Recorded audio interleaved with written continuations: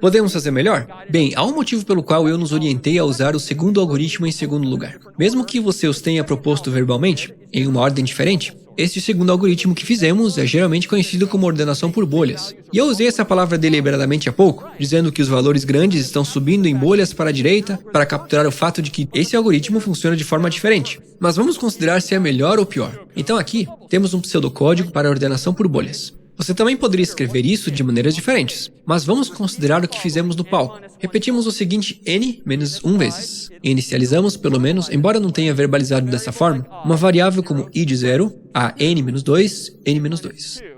Então eu fiz a seguinte pergunta. Se numbers colchete i e i mais 1 estiverem fora de ordem, então troque-os. Então, novamente, eu fiz de forma mais intuitiva, apontando, mas essa seria uma maneira, com um pouco de pseudocódigo, de descrever o que está acontecendo. Mas observe que estou fazendo algo um pouco diferente aqui. Estou iterando de se i for igual a 0 até n menos 2. Por quê? Bem, se estou comparando duas coisas, mão esquerda e mão direita, ainda quero começar em 0. Mas não quero ir até n menos 1, porque neste caso estarei ultrapassando os limites do meu array. O que seria ruim.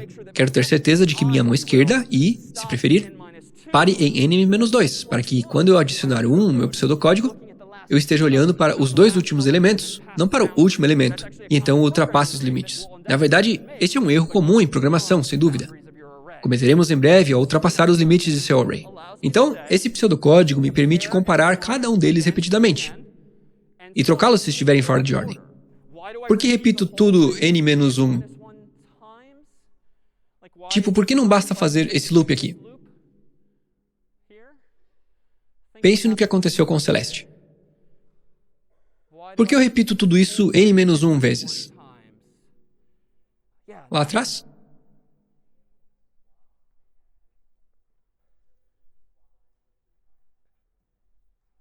De fato, e acho que, se puder recapitular com precisão, vou voltar a Celeste. E desculpa por continuar chamando você de nosso número 0. A cada vez que ela fazia um bubble sort, ela só dava um passo. E assim, no total, se houver n locais, no final das contas, ela precisa se mover n menos 1 passo para chegar a 0, onde precisa estar. E então esse loop interno, por assim dizer, onde iteramos usando i, resolve alguns dos problemas. Mas não resolve todos os problemas até que repitamos a mesma lógica várias e várias vezes. Então, como podemos quantificar o tempo de execução desse algoritmo? Bem, uma maneira de ver isso é simplesmente olhar para o pseudocódigo. O loop externo se repete n menos 1 vezes por definição. Diz isso literalmente. O loop interno, loop for, também itera n menos 1 vezes. Por quê? Porque vai de 0 a n menos 2. E se isso for difícil de pensar, é a mesma coisa. 1 elevado a n menos 1, se você simplesmente adicionar 1 a ambas as extremidades da fórmula. Isso significa que você está fazendo n menos 1 coisas n menos 1 vezes. Então, eu literalmente multiplico quantas vezes o loop externo está sendo executado por quantas vezes o loop interno está sendo executado, o que me dá uma espécie de método FOIL, n menos 1 ao quadrado. E eu poderia multiplicar tudo isso. Bem, vamos considerar isso um pouco mais metodicamente aqui. Se eu tiver n menos 1 na parte externa, n menos 1 na parte interna, vamos em frente e entender isso. Então, n ao quadrado menos 2n mais 1, combinando termos semelhantes, n ao quadrado menos 2n mais 1. E agora, qual desses termos será claramente dominante, por assim dizer? O n ao quadrado. Então, sim, embora menos 2n seja uma coisa boa porque subtrai parte do tempo necessário, mais 1 não é algo tão grande assim. Há uma pequena margem de erro quando n fica muito grande, como milhões ou bilhões, certamente, que a ordenação por bolha 2 é da ordem de n ao quadrado. Não é exatamente a mesma coisa que a ordenação por seleção, mas, à medida que n aumenta, honestamente, provavelmente mal conseguiremos notar a diferença. E, portanto, também se pode dizer que ela seja da ordem de n ao quadrado. E se considerarmos agora o limite inferior do tempo de execução do bubble sort, do ordenamento por bolha, é aqui que as coisas ficam potencialmente interessantes. Qual você poderia afirmar ser o tempo de execução da ordenação por bolha no melhor caso?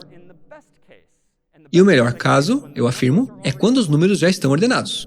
Nosso pseudocódigo levará isso em consideração? Ok, n. Por que você propõe n?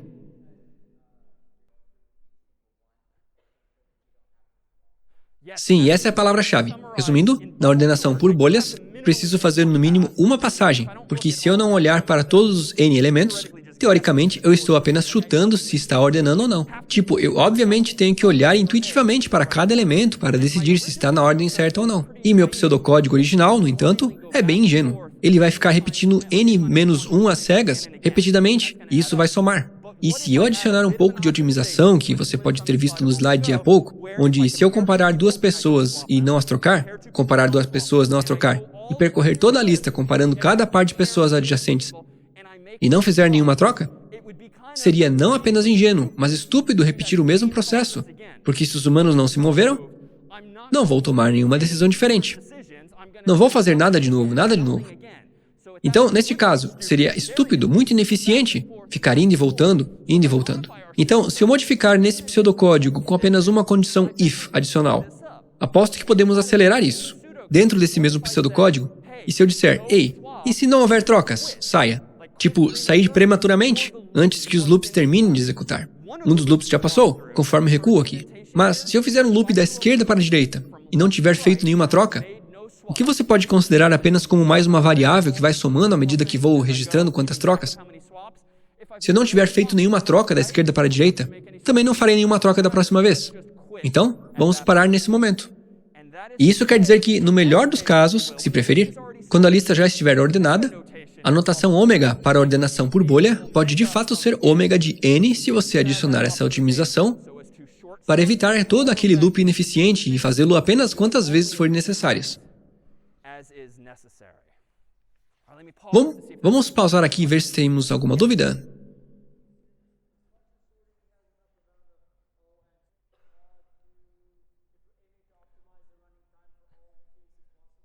Boa pergunta.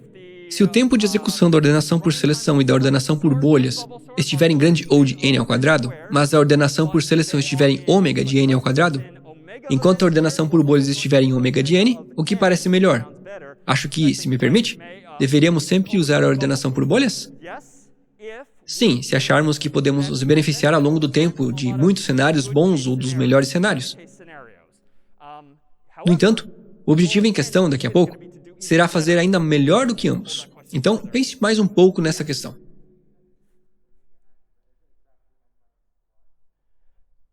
Não, então, sim, boa pergunta. Então, eu digo ômega de n, mas será tecnicamente ômega de n menos 1? Talvez, mas, novamente, estamos descartando termos de ordem inferior. E isso é uma vantagem, porque não estamos comparando as coisas com tanta precisão. Assim como tracei com o gráfico verde, amarelo e vermelho, quero apenas ter uma noção da forma desses algoritmos para que, quando n ficar muito grande, qual dessas escolhas será mais importante no final das contas? É perfeitamente razoável usar a ordenação por seleção ou a ordenação por bolhas se você não tiver muitos dados, porque elas serão bem rápidas. Meu Deus, nossos computadores hoje em dia têm 1 GHz, 2 GHz, 1 bilhão de coisas por segundo, 2 bilhões de coisas por segundo. Mas, se tivermos grandes conjuntos de dados, como veremos mais adiante neste semestre e como vocês podem ver no mundo real, como os Googles do mundo, então vocês vão querer ser mais criteriosos.